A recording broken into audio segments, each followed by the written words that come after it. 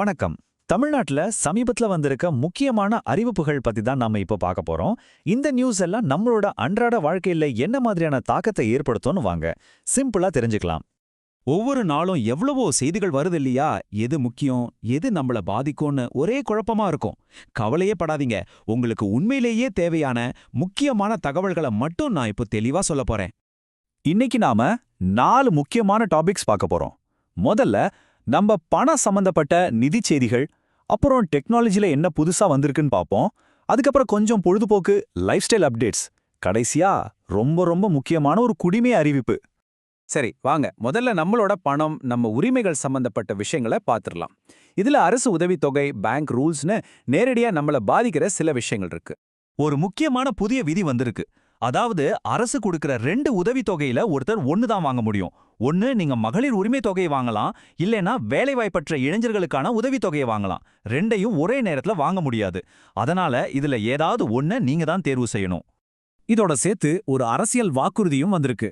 2026 சட்டமன்ற தேர்தல்ல திமுக ஜெயிச்சா மகளிர் உரிமை தொகையை வருஷத்துக்கு 26,000 ரூபாயா உயர்த்துவோம்னு சொல்லியிருக்காங்க. இது இப்போதைக்கு ஒரு வாக்குறுதி தான், தெரிஞ்சுக்கோங்க. நம்ம மத்திய நிதியமைச்சர் நிர்மலா சீதாராமன் வங்கிகளுக்கு ஒரு நேரடியான எச்சரிக்கை விடுத்திருக்காங்க. பேங்க்ஸ் அவங்களோட வேலையை மட்டும் சரியா பார்க்கணும். சும்மா லாபத்துக்காக மக்களுக்கு தேவையில்லாத கடனையோ தவறான நிதி திட்டங்களையோ விற்கக்கூடாதுன்னு ரொம்ப கண்டிப்பா சொல்லியிருக்காங்க. இது வாடிக்கையாளர்களான நமக்கு ஒரு முக்கியமான விஷயம். சரி, பணம் சம்பந்தப்பட்ட விஷயங்கள் பார்த்தாச்சே.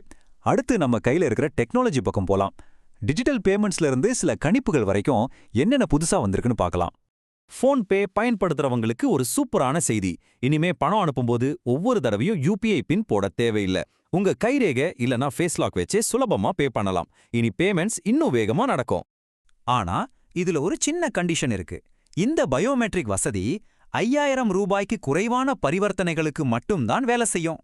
அதுக்கு மேல நீங்க பணம் அனுப்புனீங்கன்னா வழக்கம் போல உங்க யுபிஐ பின்ன பயன்படுத்தணும்.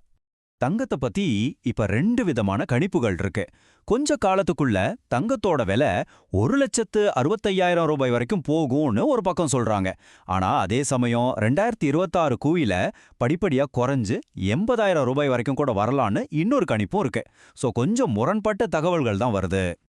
ஓகே, இப்போ கொஞ்சம் சீரியஸான விஷயங்கள்ல இருந்து ஒரு சின்ன பிரேக் எடுத்துக்கலாம். வாங்க சினிமா, ஜாலி, அப்புறம் டிராவலர்ஸை பாதிக்கிற ஒரு புது ரூல் பத்திலாம் பார்க்கலாம். தளபதி விஜய் ரசிகர்களுக்கு ஒரு கெத்தான அப்டேட். அவரோட அடுத்த படமான ஜனகன் தேர்தல் எல்லாம் முடிஞ்ச பிறகு அவரோட பிறந்தநாளான ஜூன் 22ஆம் தேதி ரிலீஸ் ஆகும்னு ஒரு தகவல் வந்திருக்கு. ஹிமாச்சல் பிரதேசத்துல சுற்றுலா பயணிகளுக்காக ஒரு புது விதி கொண்டு வந்திருக்கிறாங்க. முன்னாடிலாம் 2 மது பாட்டில் மட்டும்தான் கொண்டு போக முடியும். ஆனா இப்போ 6 பாட்டில்கள் வரைக்கும் எடுத்துட்டு போலாமா. இந்த செய்தி இங்க நம்ம ஊர்லயும் ஒரு சின்ன விவாதத்தை ஏற்படுத்தியிருக்கு. சரி, இப்ப நம்ம பார்க்க போற கடைசி பகுதி ரொம்ப ரொம்ப முக்கியமான ஒரு விஷயம். அது நம்ம வாக்குரிமை மற்றும் குடிமை பொறுப்பு சம்பந்தப்பட்டது. இறுதி வாக்காளர் பட்டியல் இப்போ வெளியாயிடுச்சு. இதுல உங்க பேர் இருக்கான்னு செக் பண்றது ரொம்ப சுலபம். தேர்தல் ஆணையத்தோட அதிகாரப்பூர்வ வெப்சைட்டுக்கு போங்க, இல்லனா அவங்களோட மொபைல் ஆப்பை பயன்படுத்துங்க.